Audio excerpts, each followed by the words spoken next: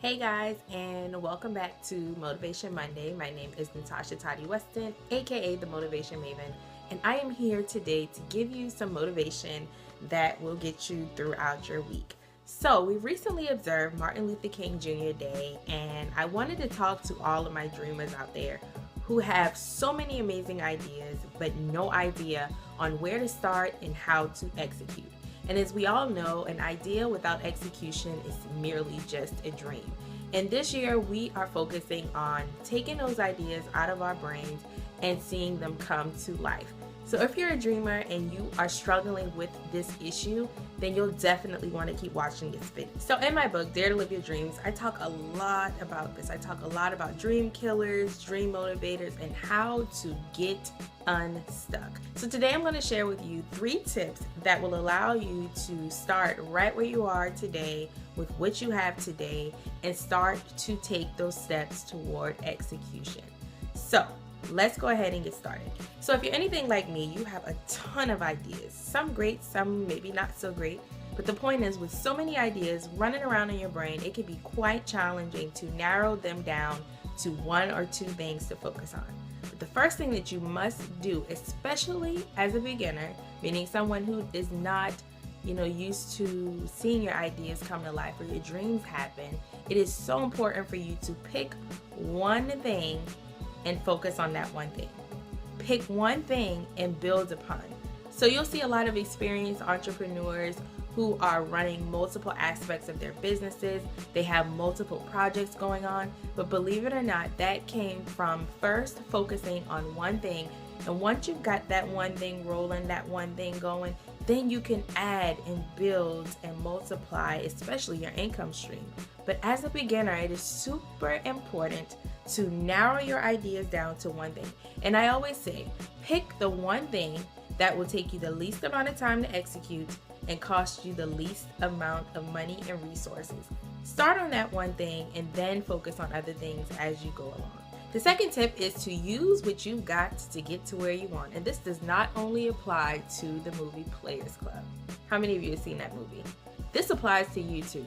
It is so important to not get stuck on what you don't have, but focus on what you do have and leverage the heck out of it. Now, there are a few ways that you can go about doing this. You can first start off by using free resources such as social media. Check out Craigslist. Find people that can help you to build or to execute your idea. Resources that you can use to get to the next level. But first, start with what is free. What can you use right now that's not going to cost you little to any money? And you can learn more about this in the 10 Effective Ways to Start Your Business with $0 book. That has some great free resources that you can use. So I'll definitely drop the link to that down in the description box. Another great thing that you can do to use what you have right where you are right now is to barter. And bartering simply means exchanging your services or exchanging what you're good at with someone else who may be in the same stage as you. So for example, if you are an aspiring photographer or a new photographer and you're looking to build your portfolio, go on Craigslist or go on some of the online networks for creative artists and maybe find a model or 2 that's just getting started and exchange your photography services with that model to get photos for your portfolio. So bartering is definitely a great beginner-friendly way to be resourceful and to get those things that you need to execute your idea. And the last thing to do that is really amazing that I also talk about a lot in both books is intern. Intern is the great way to make all the mistakes in the world that you want to make and also to learn what you need to learn to execute your ideas. So those are just 3 really easy ways to use what you've got to get to where you want until you have the financial resources to really invest and really get grade A quality products and services that will allow you to take your idea to the next level. And lastly, very, very, very important thing to do at every stage in your life is to do a brain dump. And to simplify this, a brain dump is simply taking out a sheet of paper or opening Evernote or notebook in your smartphone and simply just dumping out all of the ideas that you have floating around in your brain. Just put them on paper, put them in your electronic notebook. They don't have to be in any particular order, format, style. Just get them out of your brain.